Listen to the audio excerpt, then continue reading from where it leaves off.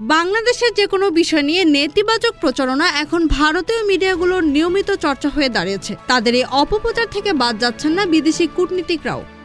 সম্প্রতি প্রধান উপদেষ্টা ডক্টর মোহাম্মদ ইউনূসের সঙ্গে সৌজন্য সাক্ষাৎ করেছেন বাংলাদেশে নিযুক্ত সাবেক মার্কিন রাষ্ট্রদূত উইলিয়াম বি মিলাম এবং যুক্তরাষ্ট্রভিত্তিক মানবাধিকার গ্রুপ রাইট টু ফ্রিডমের প্রেসিডেন্ট ও নির্বাহী পরিচালক জন ডেনিলোভিস।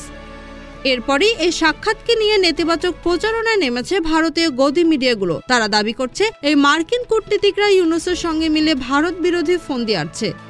অবশ্য এই সাক্ষাৎকে নিয়ে ভারতের গাচ্ছদাহ হবেই নাই বা কেন, কারণ অন্তর্বর্তী সরকারের সংস্কারের উদ্যোগের প্রশংসা করে আগস্ট পরবর্তী বাংলাদেশকে আসার কথা শুনিয়েছেন সাবেক মার্কিন রাষ্ট্রদূত মিলাম।